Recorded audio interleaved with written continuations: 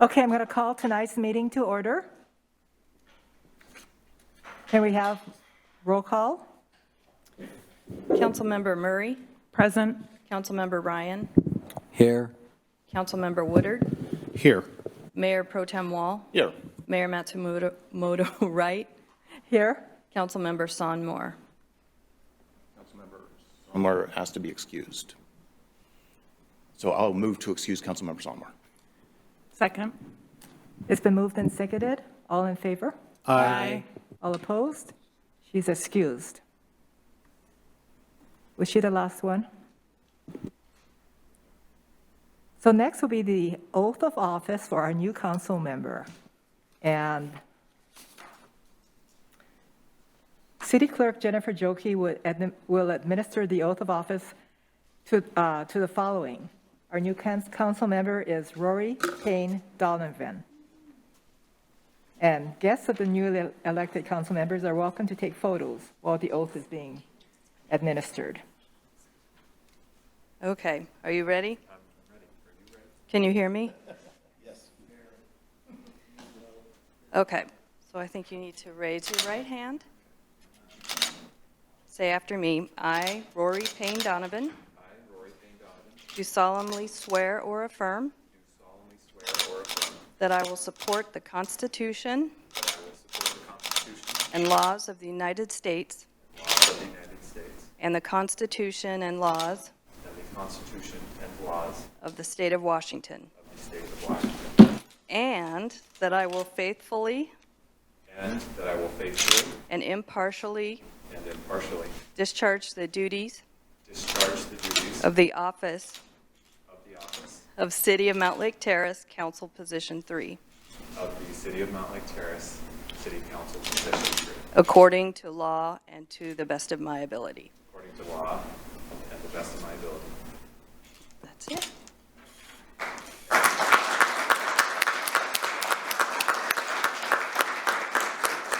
Congratulations, now you get to sit Thank you. right here. But I do need you to sign. Oh,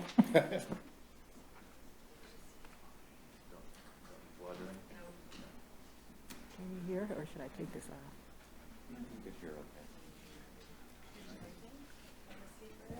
Thank you. Thank you, Jen.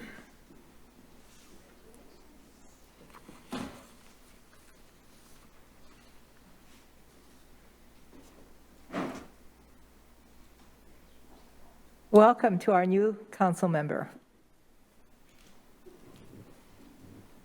Okay, so next is the city manager's report.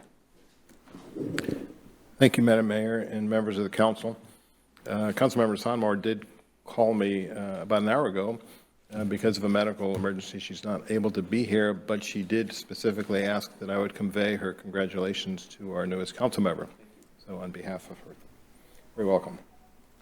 A few quick announcements for the council. First, I'd like to announce that the new communications manager position that was funded in the 2023 budget has been filled, and I've appointed Ricky Fushanti, who's been in a coordinator position for community relations for about 1.5 years with the city, and has a very distinguished career before that with the county and with the media and the Everett newspaper as our new communications manager. So please join me in welcoming Ricky, who is still here.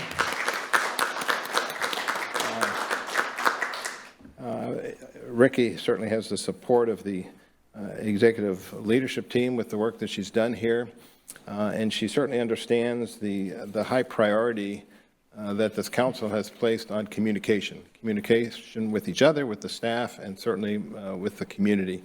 And so she will be joining us sometime in the next few weeks at a workshop to present a rough outline of how we can move the communications program forward, and she'll be looking for ideas and input from each of you on the council as to what your personal views are in terms of making communications as robust of a program it can be to satisfy the community of Mountlake Terrace. So That's a story with Ricky. Our Congresswoman, I was going to say our new Congresswoman, she's not new to Congress, but she's new to us because of the redistricting from the census, but Suzanne Del Benet, her office has announced that they would like to visit the city of Mountlake Terrace on the 17th of this month, which is 2 weeks from tomorrow. And so what is planned at this point is a walk and talk from starting at the Park and Ride roughly at noontime, and then with emphasis on the town center and the Main Street project for economic development to make sure that the Congresswoman sees and understands what's important to this city. And then we will be hosting a reception roughly 2 o'clock, from maybe between 2 and 3 o'clock on the 17th at the Diamond Knot Brewery in Mountlake Terrace. And so we're looking forward to a visit by our member of Congress. Also want to update 17th. all of you on the city manager recruitment process. Not that you're eager to get rid of me, but I know perhaps you are, but it is on schedule. The semifinalist interviews are taking place this week with our recruitment group, and the goal is very much on target to present, to have the recruiter present recommendations for moving forward to the finalist stage to the council on the 16th, which is 2 weeks from this evening. So the workshop on February 16th will be in executive session, an opportunity to review candidate credentials and qualifications for deciding to move forward.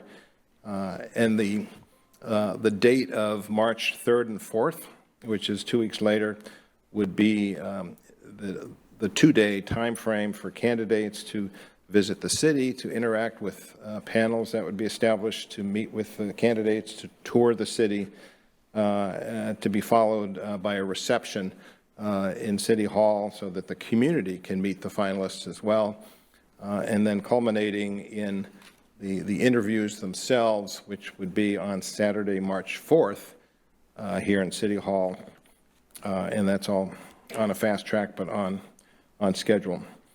Related to that, I've asked the recruitment group who's supporting and conducting the city manager search to assist us on a public works director search as well. As close as we've come, we've not been able to find the right fit in terms of a person who can, with the right qualifications, who can play that very important role for our city.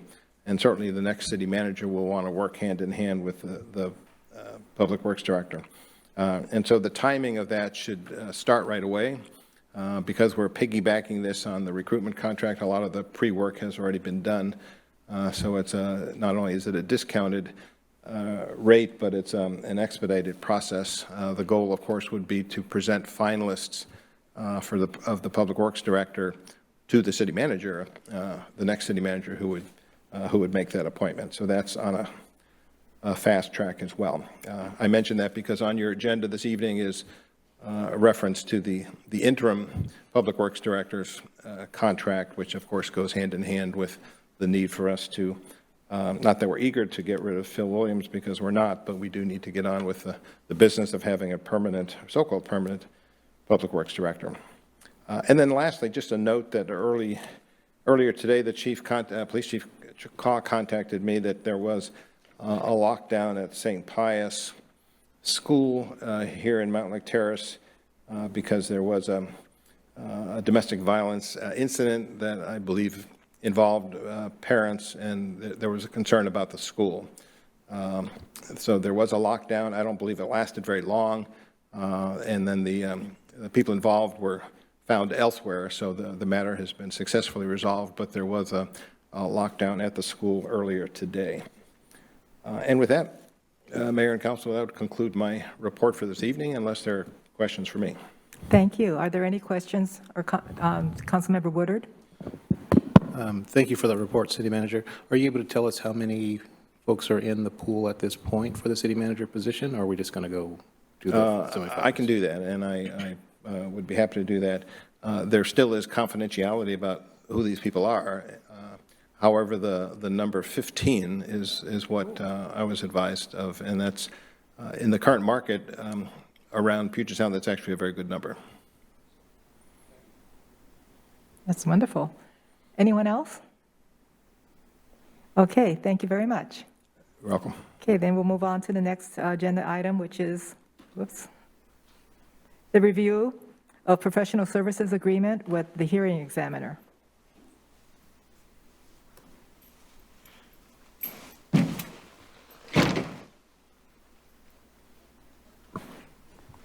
Good evening, Mayor Pro Tem, and council members. Commander Scott King from the Police Department. So I'm here for a review of the professional service agreement with the hearing examiner. For the past year, Rico Tasandor has served as a hearing examiner for the city. The examiner presides over issues such as civil forfeitures, contested infractions, code compliance issues. Mr. Tasandor's contract has expired. He notified the city he was interested in renewing his contract. Mr. Tasandor is requesting to recoup the cost of his outside professional errors and omissions insurance, which is required by the city, and the cost of that is $1,600. Some advantages to renewing the contract are continuing to have an independent contracted hearing examiner, which enables the city to process a number of civil infractions in Mountlake Terrace, which is more convenient for the community than going to the South District Court system. The cost of the contract with Mr. Tasandor is the same as it was in 2022, with the additional cost of the outside professional errors and omissions insurance. So the police department's recommendation is for the city council to authorize the city manager to sign the attached professional service agreement with Mr. Tasandor. Thank you for your time. Thank you. Does anyone have any questions or comments? I guess not. Okay. Thank you very much. Thank you. Okay, so next is the review of the professional services agreement with the Interim Public Works Director. And who is going to be giving that? I believe that's Stephen Clifton, who is joining us remotely. Oh, there he is. You have to unmute yourself. Stephen, you have to unmute yourself. There we go. I think I There. got it now. Sorry I'm not able to attend tonight. I had surgery on my foot again, so it's recovering. But good evening, council members. For the record, Stephen Clifton, Assistant City Manager. Before you this evening is Amendment number 2 to the Interim Public Works Director Employment Agreement. In September of last year, I signed the first employment agreement based on code authorization to do so up to an amount of $40,000. In October, the City Council approved Amendment 1 to carry us through the end of the year and a little bit beyond. And Amendment 2 is before you tonight with an amount included $60,000, and that's to carry us through for a few more months. And the council can place this on consent and approve it as part of the consent agenda on February 6th. If you have any questions, I'd be more than happy to answer them. Are there any questions or comments? Madam Mayor and members of the council, I do want the council to know that Assistant City Manager Clifton is so committed and conscientious that for me to convince him that he could participate remotely was a major step forward. He was having trouble with driving, but he thought he could actually drive here from home, but he wasn't sure whether he could actually brake when he got here. And so I pictured him pulling into the parking lot and causing a lot of damage. So, but he is safely at home and he is recuperating, and we're grateful for his willingness to be here remotely. Thank you. Does anyone have any other comments? All right, thank you very much, Stefan. You're welcome. And that is going to be on Monday night. Okay, so next is the review of the proposed amendments to the purchasing policy ordinance. Hello. Hello.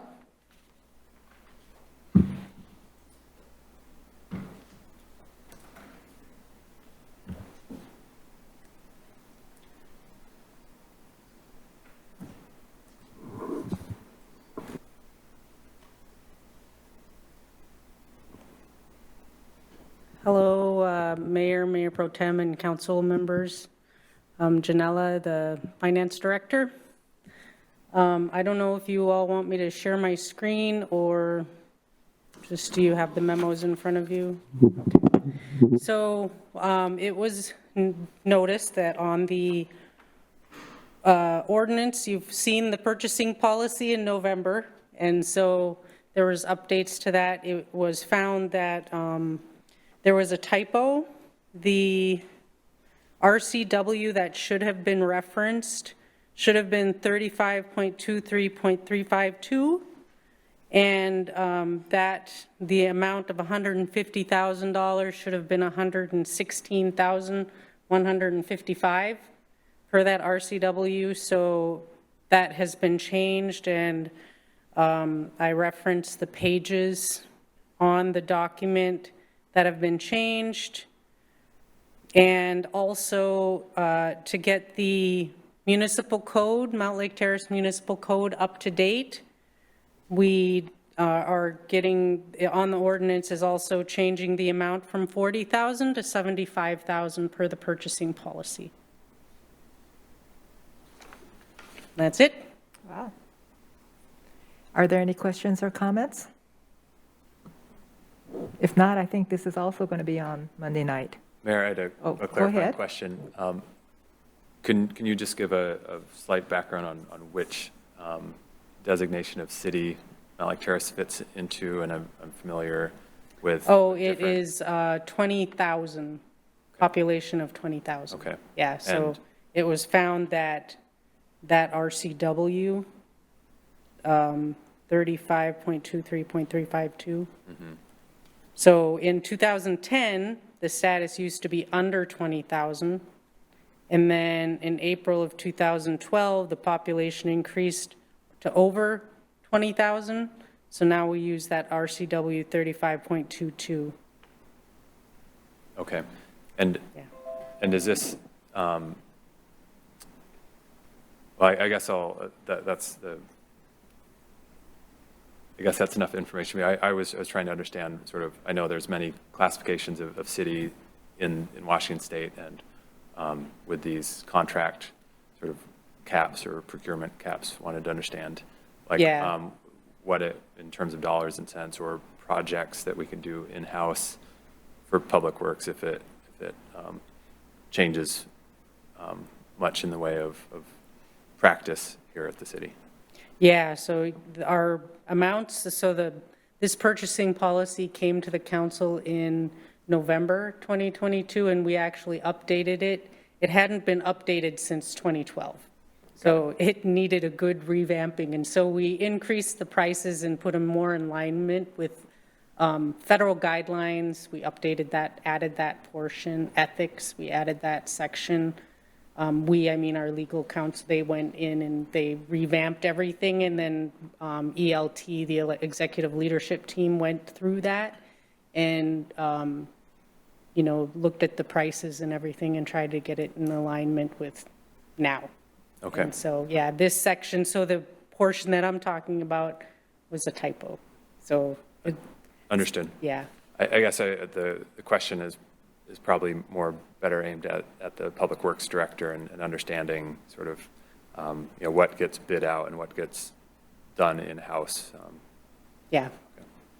But thank you for entertaining the question. You're welcome. Thank you. There's Any anyone else? All right. Thank you very much. All right, thank you. All right, so next on our agenda is the review of requests for annexation at 4713 240th Street Southwest in Mountlake Terrace. Hello. On. Okay. Hello, everyone. My name is Sarah Pizzo. I'm an associate planner here at the City of Mountlake Terrace. I started at the end of June, so I've not been before council yet, but I'm excited to meet you all and work with you moving forward. All right, I think I'm gonna share my screen with the request for annexation presentation.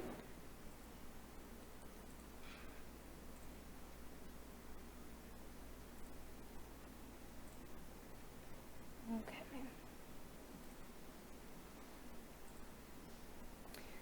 right, so tonight I'm before you with a request for annexation. The property requesting annexation is located at 4713 240th Street Southwest. That's located north of 240th Street Southwest and east of 48th Avenue West. This property is unincorporated Snohomish County, and it's an island, so it is surrounded by the city of Mountlake Terrace. It's 0.38 acres. And the reason the property owners are coming to council with their request for annexation is because they have an outdated septic system and they would like to receive city sewer services. According to our comprehensive plan, specifically the capital facilities element, annexation is required, or an annexation agreement is required before the city is able to provide services to any unincorporated areas. Per our land use element, this property has already been identified as an area of potential annexation. Island C, you can see here on the map, and the table that were pulled directly from the comprehensive plan. So brief overview of the annexation process and where we are currently. So the first step was for a notice of intent to commence annexation proceedings to be sent to City Council by the property owner, and that occurred on January 25th, 2023. We are now at the step for City Council to consider that request, and if the request is approved, then a petition will be prepared by staff and routed to the property owners for their signature. It then goes to the county for them to deem it sufficient. If that happens, which I would say it's pretty likely that it will, given that it's one property owner and one parcel, then we come back to City Council and there's a public hearing on the petition, and the first reading of the adoption of the ordinance to annex will happen at that time. Then it will go to the county's boundary review board for review. Then there's SEPA for the zoning designation process. Then Planning Commission will hear the zoning. There's a public hearing related to the zoning designation. And then after all of these steps, we come back to City Council a third time for a public hearing on the annexation ordinance and the zoning ordinance. And then if it is passed at that time, a number of agencies and entities are notified, and the property owners are welcomed into the city of Mountlake Terrace.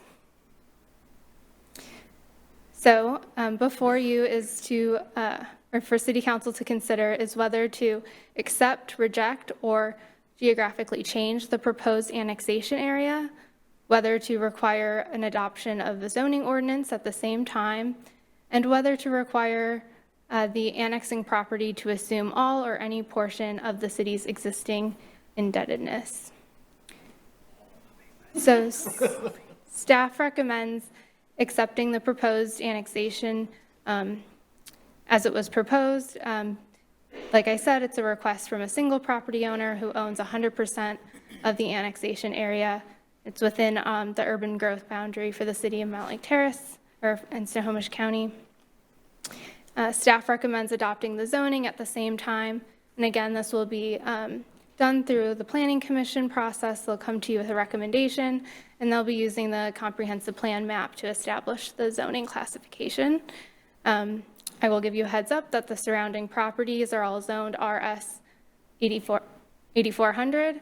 So that seems like something they will likely be considering for this parcel as well when the time comes.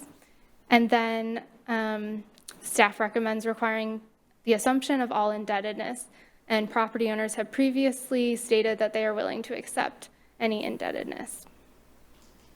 And then I just wanted you all to see that this is the Mountlake Terrace sewer map. This parcel is directly adjacent to existing sewer lines in the city. And I also wanted you to see the Mountlake Terrace comprehensive plan map that shows the land use designation for the parcel. Although we're not considering that in detail today, just wanted you to be aware. So tonight we are just introducing the annexation request, have opportunity for discussion.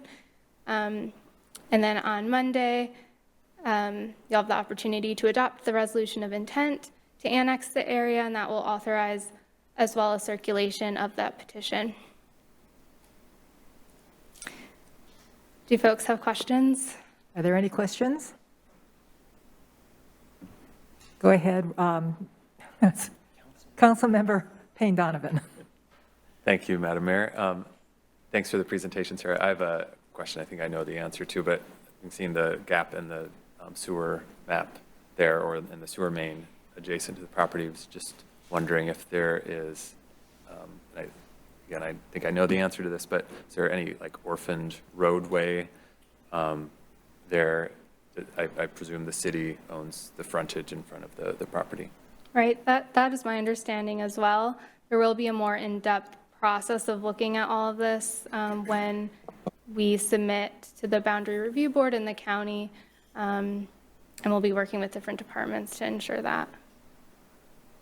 And I guess having seen other sort of annexation issues regionally, wondering if, and this can be a follow-up email or something along those lines, if there are any like orphaned like county roadways within Mountlake Terrace. Yeah, I'm not sure. I can look into that and get back to you. Wasn't there one on 214th that was that was Snohomish County that we had to work on when we annexed another piece of property up there?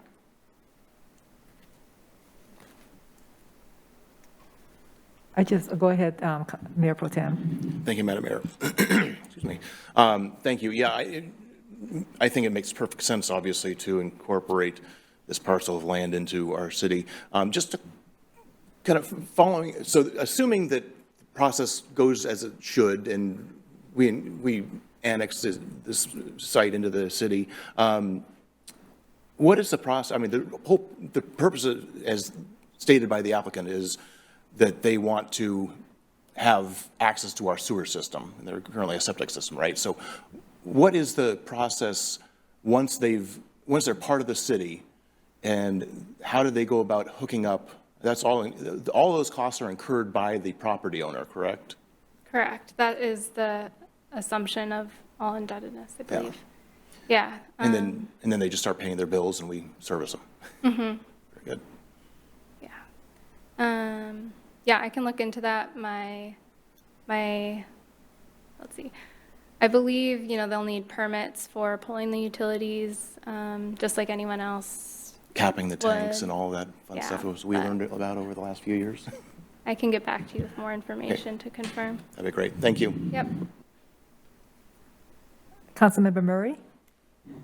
Thank you, Mayor, and thank you, Sarah, and welcome. Nice to have you here this evening. I guess that brought up a question for me. So as they're going through the permitting process, does that happen after annexation to where it is based on our local regulations for Mountlake Terrace? Okay. Yes. All right. Thank you. And Councilmember Woodard? Thank you, Mayor. First, let me just say, welcome to the city. I realize you've been here since June, if I heard you correctly. Sorry we're so late to say welcome, and it's great to have you before us. All this is new to me, and I love when we talk sewers. That said, I'm serious. That said, what's going on with property 23917? Are they not connected as well? Is that also outside of our city, although it's within our city limits? Like, I'm just curious. I'm trying to follow the lines here to see who's connected down there, who isn't. They are within the city, but they may not be accessing sewer services, but they do pay for them. So that's my understanding. But yeah, this map doesn't show them connected, but they are part of the city of Mountlake Terrace. Interesting. Okay. Just curious. Thank you. Mm-hmm. Anyone else? Well, I just know that if your sewer fails, you need to do something. Mm-hmm. You can put another, and then if you can't put a better septic system in and you have access to sewer, that should be the way it goes. And we have a few other islands that I hope they would start looking at annexing. I thought that we annexed all of them, but we haven't. Well, let's see, this table is as of December 2011, so it might not be up to date to today, but this is our most recent table from the most recent comprehensive plan. Okay. Mayor Pro Tem? Yeah, now that we're talking about other properties, thank you for opening that door. What is the status of, in particular, some of the larger ones, I guess, are Island A and F? I'd be interested in an update as to where we're at, and particularly F, which I believe, isn't that the Albertsons? It's north of. It's around it, so, I would have to look into that. yeah, I'd be interested in, I thought Albertsons was already part of the city, right?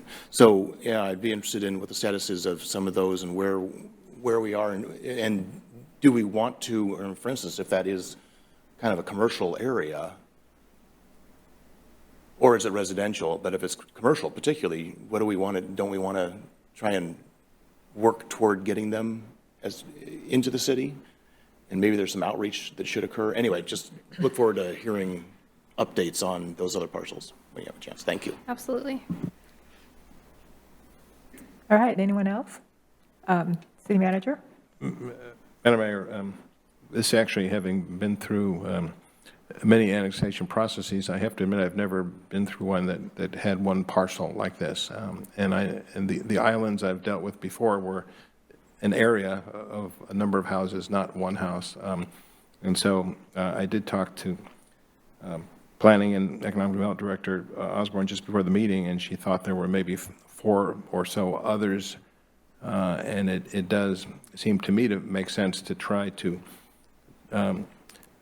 clean up this issue as best we can, even if it wasn't commercial and if it was just residential.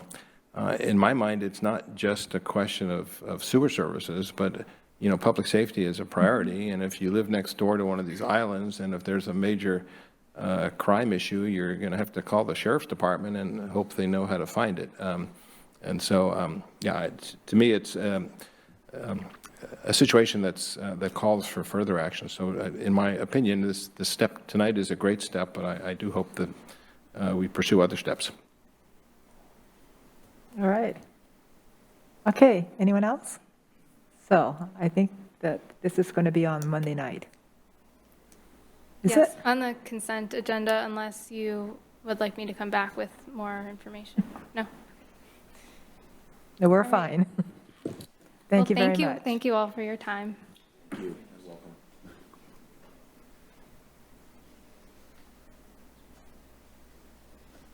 So next will be the review of the underground utilities ordinance.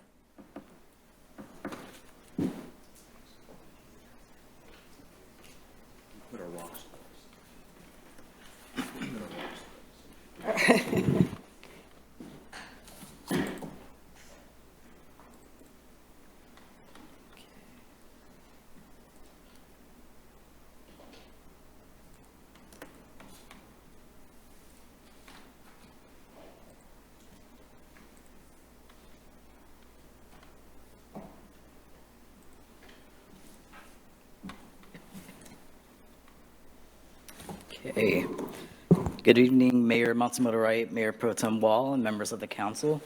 My name is Jonathan Morales, and I'm an associate planner at the City of Mountlake Terrace. And today I'm joined by Christy Osborne, CD Director, and Matthew Gissel, our building official. You'll remember we came to council back in December with our proposed amendments for the underground utilities code provisions. So today we're back to revisit this topic and provide some more clarity and information as far as what we're proposing before you. In your meeting packets, you should have a memo, the draft ordinance, and 2 attachments. The first one is the proposed code amendments and proposed definitions. So first, why are we doing this? The intent of these proposed code amendments are to clarify references to underground power and other wireline services for existing single-family dwellings specifically. Currently in our code, there's a lack of clarity as far as when this requirement is triggered and how it's implemented. So the goal of this proposed code change is to provide clarity in our code text and also to ensure life safety provisions are included specific to the town center and provides for some exceptions. So there is precedent in our existing policies. So for example, the underground power strategy was recommended by Planning Commission and City Council in August 2010 as part of the comprehensive plan update process. This strategy was a response to a 2008 action step in the utilities element, which stated, which charged staff to develop a strategy by 2010 to encourage undergrounding of overhead lines in the town center and other areas where most appropriate.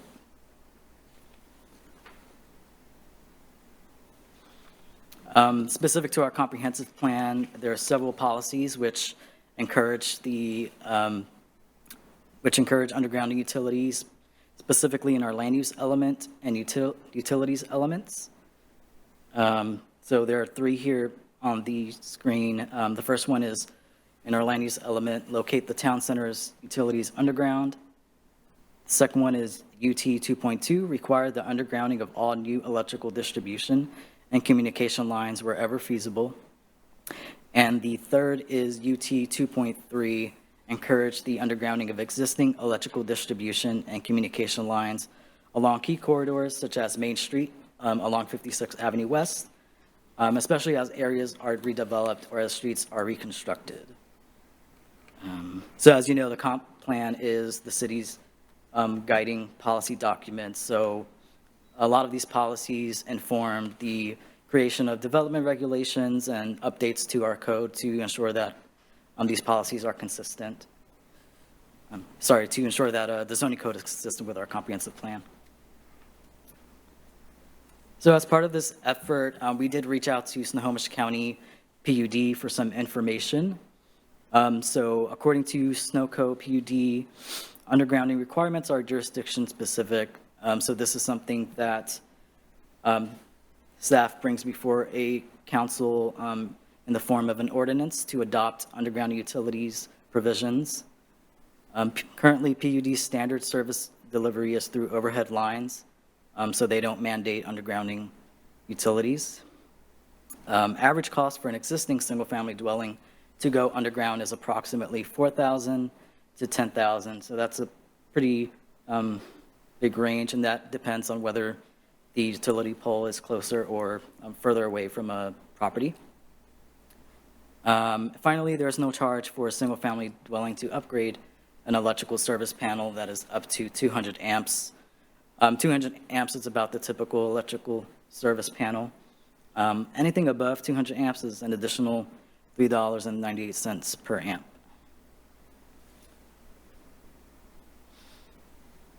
So now what's currently in our code? So I wanted to highlight what's in our code specific to single-family dwellings. So currently, undergrounding utilities is required for any new, replaced, relocated, upgraded, and/or extended electrical service provided to any property in any zone. The key point here is that a code interpretation, a staff code interpretation has been the movement of the electrical mast. This is not written in our code, so with these proposed code amendments, we are wanting to clarify when a property would trigger that requirement and ensure that there's more clarity and it's implemented in a way that it's backed by code language. So with that, just a note too, so currently you can do a whole house remodel. If you're not moving that electrical mast, we're not going to require the underground utilities. So with that, I'm going to pass it to Matthew, who will give an overview of our project improvement evaluation process and also give some scenario information. Yeah. Thank you, Jonathan. Hello, everyone. All right, I'm just going to steal the paper so I can read it. All right. It's like I either do this so I can read that one, or I put my glasses on so I can read this one. So I'm going to jump between the two of them. So a lot of this code is to create consistency so that any owner in City of Mountlake Terrace that can read our code. Hopefully it makes sense. As of Jonathan stated right now, it's they look at it and then they call us, when is it triggered? And we pretty much tell them it's when the mast has moved. So project improvement valuation. Project improvement valuation for additions are determined by the applicable building valuation schedule. That's the International Code Council building valuation data from February. So every February it gets re-updated based on cost per square foot.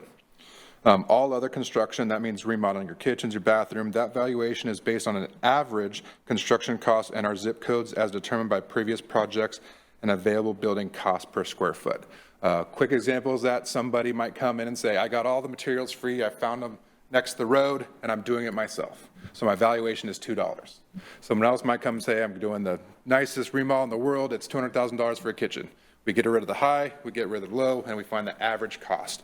So there are times when people come and say, I got everything free, that we have to bump their valuation up. And there's people that also come in that have their valuation very high, that we bump it down. We're only looking at cost recovery for our permits. So take out the high and the low and just stick with the average. So we've got a couple of scenarios. If you want to click on the next one. Project improvement threshold number 1, cinder blocks. These are unreinforced blocks home in Mountlake Terrace. These stats are taken right out of the Snohomish County Assessor's website. And as you can see, the City of Mountlake Terrace has an average household price of $808,000. That was taken in February of 2022. According to Snohomish County, those properties' average assessed values was around $500,000. The assessed value of a sample property, again, this is unreinforced block home, was $484,000, with the housing structure assessed at $137,900. So market improvements, the number that we would value the structure is at $137,000, $137,900. If this house was moving, upgrading or replacing the electrical panel while also doing the remodels, remember there's these two things that you need to trigger it. You have to upgrade the service, change the service, and do a remodel. This home right here would be able to do an improvement of up to $68,950. Any number below that, they would not be required to underground their utilities. The next one that we did is a standard split entry, also several of them in Mountlake Terrace. The assessed value of this sample property is $617,500, with the housing structure assessed at $260,500. That's the market value as from Snohomish County assessors. So they would be able to do a remodel while also upgrading or readjusting their service up to $130,250 without requiring to go underground. That would be, on this scenario, that'd be adding less than 10% to the total project cost if that was required. Cost scenario, this was actually taken from an actual project in Mountlake Terrace. That picture is not a representation, but the scope of work that was described in their application was a full kitchen remodel, painting throughout the home, updated lighting throughout the home, new flooring throughout the home, 2 bathroom updates, and adding closet packages. And their project improvement valuation that they gave and was consistent with market value was $60,000. So with that being stated, the single family dwelling attached to this permit has assessed structure valuation of $189,000. They would have to do up to $94,500 before they would be required to underground. The electrical was not part of this project, so again, this is just a rough scenario, but if they had also done adjustment to service, they would be able to get up to $94,500 prior to that undergrounding requirement. We gave a sample, so right now, if everyone goes up to their house, they have what's called a meter base. That's where the PUD sees where your meter is and how much you get charged. You have 2 options. One is called an overhead service. That's where it comes above and goes out the roof and has a mast where it connects to. When you are required to go underground, what you're doing is rather going up, you're going down.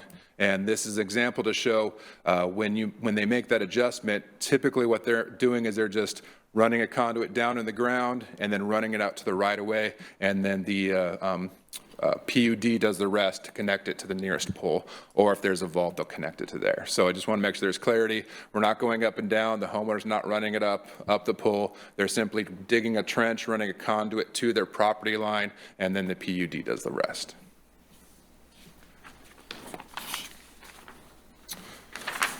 And then here's just another example of overhead power. You can see the point attachment is up at the roof, as opposed to the undergrounding power where the power comes down underground and either to a transformer or to a utility pole. Again, the main reason we're doing this is for life safety. Right now, a lot of our single-family residence is panels. Being an older community, sometimes you can see them where they're at their front door. There's other times they're in a non-code-compliant area like a closet. We also had one this last year that was in a bathroom. The minute they move that mast, they have to go underground under our current code. So that homeowner that is trying to make their house safer is incurring that, was it $3,000 to $10,000 cost, and all they're doing is moving the electrical. What we're trying to do is make it there's consistent and more equal across the board. If they're just moving the panel, then they would not be required to go underground. It's that 50% of the valuation that we think it best represents making it even across the board to meet the expectations of going underground in the items where it's needed the most.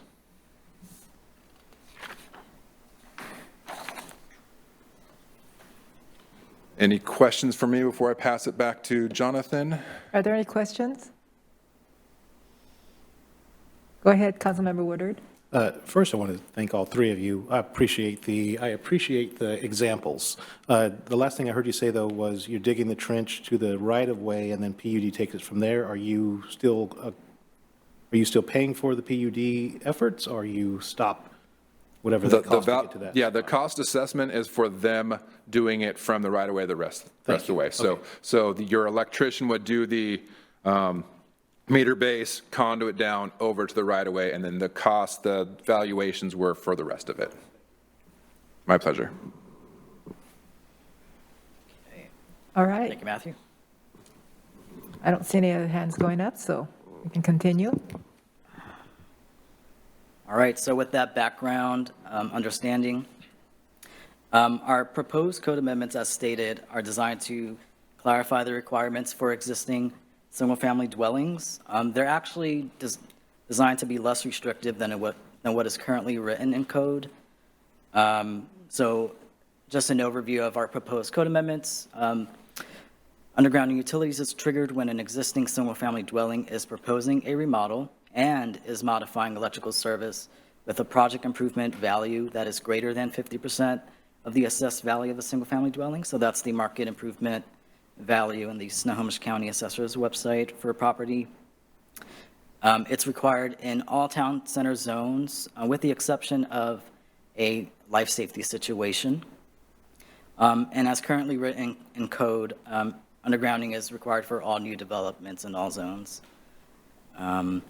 The exception here is that if a utility pole is greater than 100 feet away from a property, we won't require that property to underground.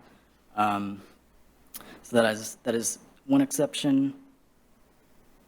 We wanted to provide some information on what other jurisdictions near us are doing. So City of Arlington, for example, requires undergrounding for additions, alterations, or repairs within a 2-year period if above 50% of the total value of the existing building or structure.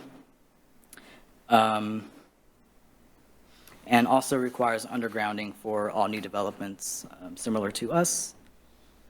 City of Shoreline requires undergrounding for residential remodels and additions where total value of the project exceeds 50% of the assessed value of the property and improvements, and involves the relocation of the service connection to the structure.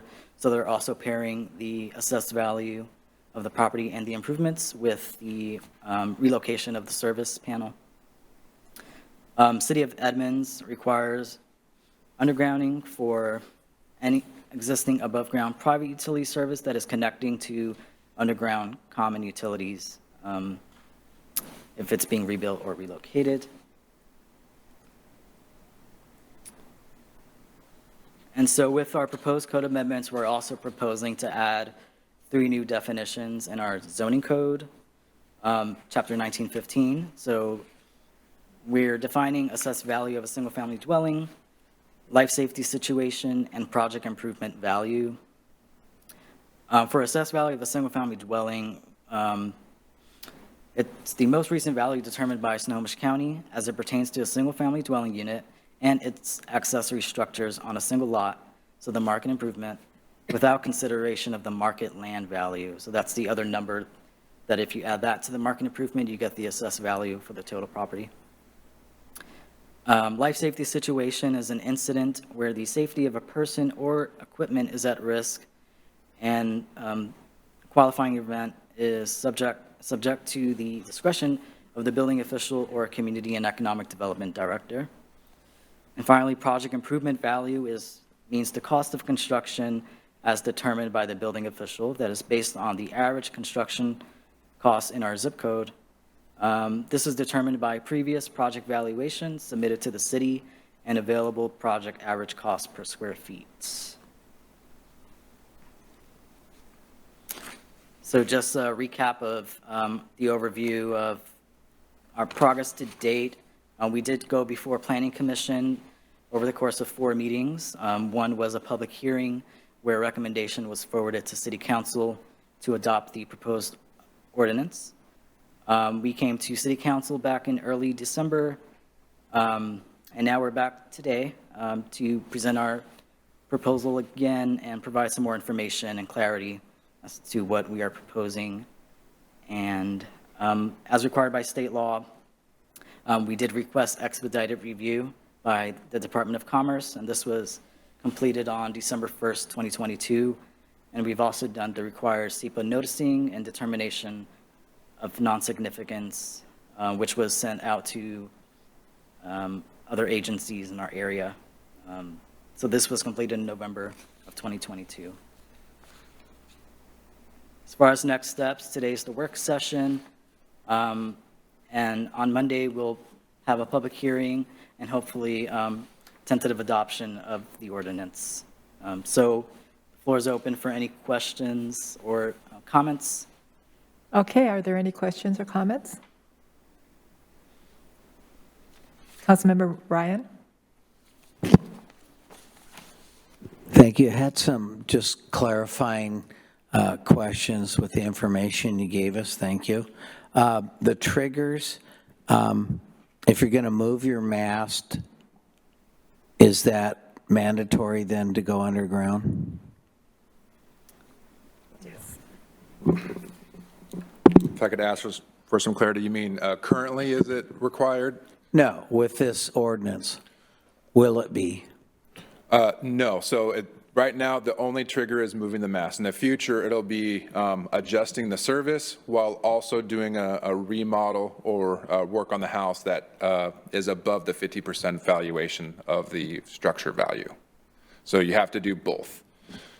Right. And so if you move the mast, no underground. As long as you're under that 50% valuation, and this is adopted, yes, that would be the change in provision. Okay.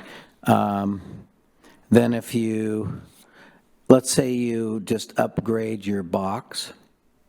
If you just upgrade the electrical panel and you're not adjusting the service, then that would not be a trigger for undergrounding. Okay, even if you remodel? It's adjusting the service, yes. So think of adjusting the service as when the utility company has to come out and disconnect service, make adjustments, meaning they have to disconnect it so you can move the panel, adjust the meter base, things of that nature, and reconnect it, while also doing a remodel. That would be the trigger mechanism. Okay, if they put a new box in, they don't need a disconnect? I thought they did. No, because it goes to the meter, because power goes to the meter base first, and then from the meter base to the panel. So, so it's an unplugged kind of thing. A lot of times they can do without disconnecting the service. They'll just disconnect the meter base. Okay, great, okay. Thank you. I failed to say that as far as the project improvement value, we're using a 3-year period, consecutive 3-year period to determine that trigger. So just wanted to state that. I missed that. So does that mean that if you did your 50% of whatever you need, the number, and then 3 years later, you do another remodel? Yeah, as long as within 3 years, you're doing a remodel and it's within that 50% threshold, and you're also upgrading, adjusting the service, then you'll be required to underground if you're meeting that threshold. Okay, but you can still, without Yeah. doing I could create some clarity. So a lot of times we do things on a budget, so we can't take the whole project as a whole. So a lot of people will go, hey, I'm going to do the bathroom this year, save up, hopefully next year I can do the kitchen, and the year after that I can do windows. What we're looking at is a 3-year cumulative process where if you're doing adjustments to the service and doing remodels, and those remodels over the 3 years are over 50%, that's when you'd be required to underground. If you do, substantial remodel and then you wait 3 years and then the time starts over. So it's a 3-year period. Great. That's great for people who are going to do it a little at a time. Do we have a lot of homes that are over 100 feet away from the mast? We have a few. So one of the things to make sure is it's not 100 feet from the property line, it's 100 feet from the single-family dwelling. Again, we didn't want to encumber people. If your house is 100 feet away from the property line, that's a lot of conduit and a lot of time and effort. So that was the one exception that we did want to put in there, that if your house is 100 feet away from the pool itself, we wanted to give people a break in that expectation. We do have a few properties that meet that expectation. That's great, thank you. I'm glad that ours is undergrounded already. Anyone else? Councilmember Woodard. Thank you, Mayor. Yeah, I just want to reiterate, thank you for coming back to council. Thank you for bringing the examples in particular. It's much easier to explain to our residents what we are about to vote on if we take it that far on Monday. So again, thank you for your time and energy. Thank you. All right. Thank you very much. Thank you all. Thank you. Okay, so next on our agenda is the review of the appointment of the 2023 Lodging Tax Advisory Committee members. And who is, That's okay, me. Jennifer Jokey. Good evening, Mayor, Mayor Pro Tem, and council members. I'll start off with the background. Several years ago, the Washington legislature authorized a local tax on motel and hotel rentals to be used for local tourism-related events and facilities. Mountlake Terrace adopted a 2% hotel-motel tax in 1978, and today the city's one hotel, Studio 6, generates approximately $25,000 in this tax revenue each year. Under state law, cities with a population of over 5,000 are required to present proposals for the use of lodging tax funds to a lodging tax advisory committee.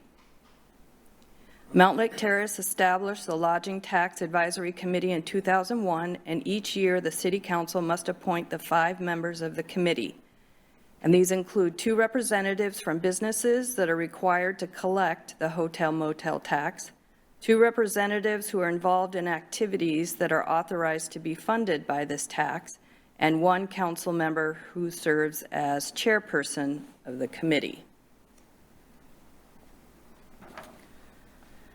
So after reaching out to the folks who've been on the committee this last year and recruiting 1 new person, the recommendation is to appoint the following: Laura Peckinpah, I believe is her name, Studio 6 Hotel General Manager; Shireen Smith, Studio 6 Hotel Operations Manager; Bonnie Mercer, Member of the Arts of the Terrace; Dale Newman, past potentate of the Nile Shriners; and the City Council representative / chair of the committee was Laura Sonmore, and I believe she's on board for doing that again. So if that we could add to the consent agenda for Monday's meeting. Okay, does anyone have any comments, objections? We can just let it go to consent agenda then. Oh, go ahead, Mayor Pro Tem. Thank you, Madam Mayor. I just had a quick question. Usually, not that I have any problem with Dale Newman, I think he'll do a fine job in this capacity. But don't we usually have somebody representing Tour de Terrace? And B, what relation does the Nile Shriners have with this lodging tax? How are they a user? So my understanding was that it was someone with events and tourism, and so they have like that huge haunted house and other things that bring people around for tourism. So I was encouraged to reach out to churches and other businesses, nonprofits, people who hold events, to see if they would be willing to serve on the board. Great, thank you. I think they'll do a great job. Was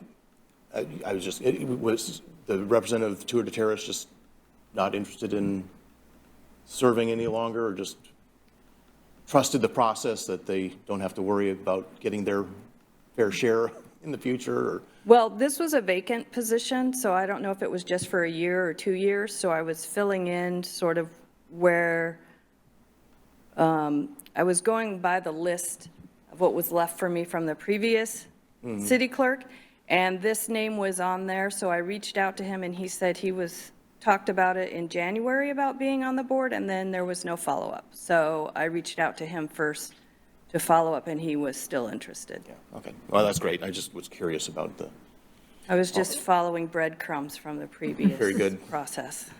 Follow that trail well. Thank you. And I think that certainly, I don't know if any additional action is needed for adding Councilmember Sonmore as our chair, but I know she's done a great job in the past, and look forward to having her continue in that role. Thank you. All right, thank you. So, next on our agenda is public comment. Do we have any public comments?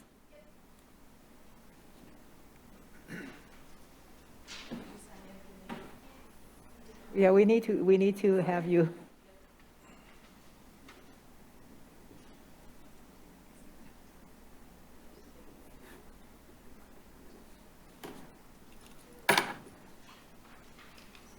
Also, you have how many minutes? 2 minutes, and then we can't respond. Okay. Okay? Hello, thank you. Vanita Francisco. I live in Mountlake Terrace. Do I have to state my address? Yes. Okay, 23002 La Pierre Drive. I wanted to invite you to an event on Saturday at the Mountlake Terrace Library, just across the parking lot.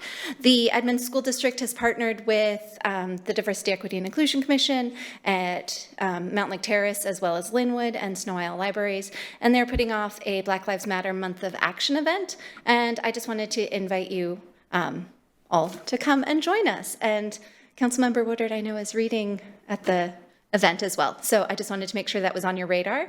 It is Saturday from 10 a.m. to 2 p.m. And it is on the city Facebook page. So you can get all the details there in English and Spanish. Thank you. Oh, question. I have a question. No? Okay, why don't we? I was just wondering We're not allowed to. if it's 10 to 2. Is it come anytime kind of event? Okay, thank you. We probably could have added that on a different agenda item. Do we have any others in the online waiting? If there's anyone in the online audience who would like to speak, please use the hand raise tool. Going once, going twice. That's the end of public comment. All right, thank you. So next is, excuse me, the review of the February 6th meeting agenda. Has everyone looked at it and we're okay with that?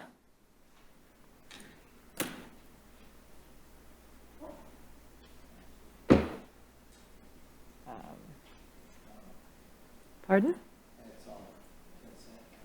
Yep. Undergrounding, right? Yeah. We do have one. Yeah, the undergrounding is a public hearing, otherwise it's all consent. Yeah. Okay. Then, next is council comments. Does anyone have any council comments? Councilmember Woodard? Thank you, Mayor. She just walked out. I was just going to say thank you to our commissioner, but I also wanted to let you know that our DEI chair, William Page Jr., will also be speaking, reading, I should say. So for what that's worth, I thought that was pretty exciting to see that we have a pretty good representation. I think there's 5 readers. I haven't seen the final list, but I was excited to learn that he was on the docket as well. Second piece that I wanted to share was I have no problem with Monday's agenda. However, I just wanted you all to know, so it doesn't fall on our city manager, that I raised the concern that I raised with the previous city manager through the microphone, that when we have those dates where we basically walk in and we say we consent, then we give our reports, which are things that happened already, not happening, and then get up and leave, that those are days we should be talking about the ARPA dollars. I grow consistently impatient that we are pretty much still sitting on almost all of our money, but the needs out there and the people who are looking for remedies continue to search, and we sit on, all but a pot of gold in the sense of this is money that wasn't built into our budget. It's in there now, but it's sitting there to be used. And it seems like we're missing opportunities when we have a 30-minute meeting. And I recognize I'm saying that in a week where we have been together too much, in my opinion, meaning that we've had a lot of hours together. So I do recognize that sometimes that break is helpful.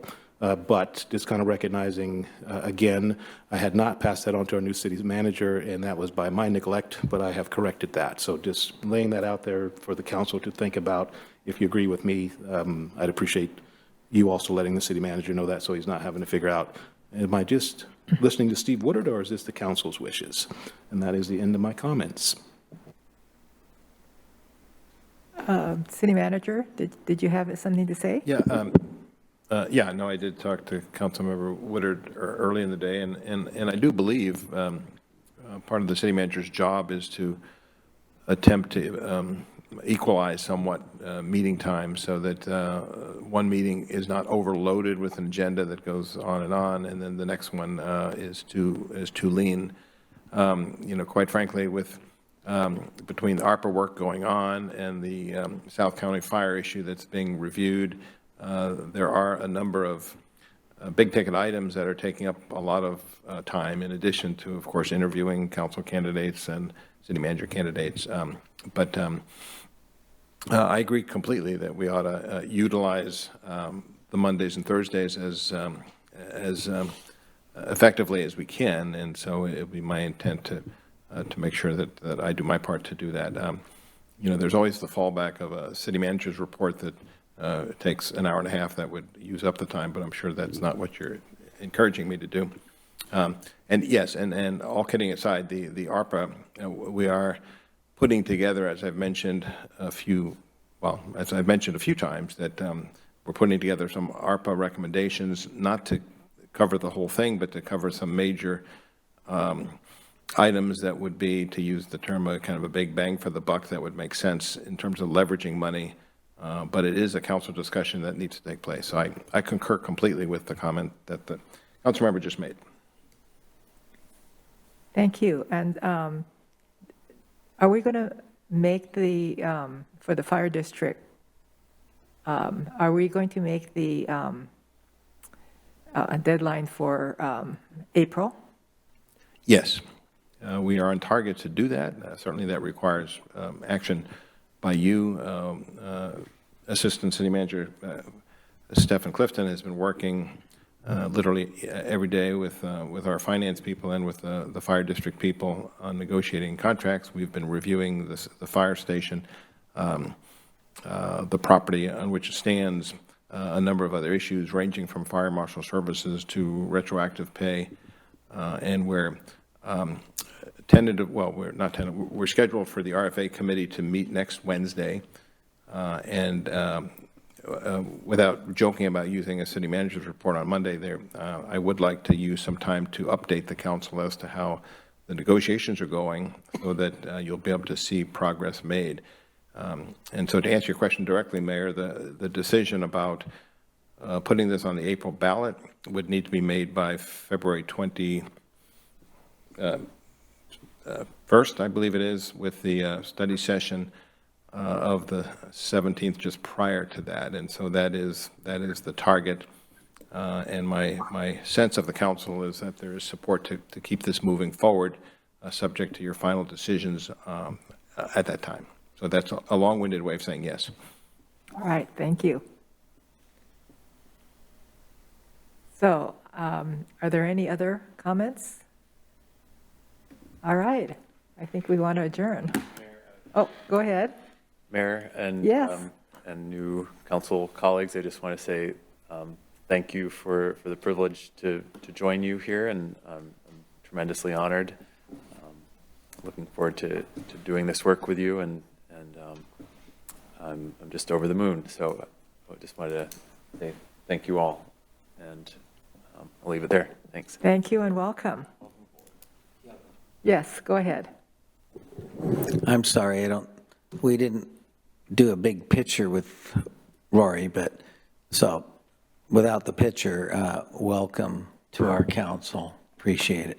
We should I take one didn't get to before say we leave. anything. So, thanks. Anyone else? Let's do it on Monday. When we got Yeah. Monday when we're all dressed up, and we might have.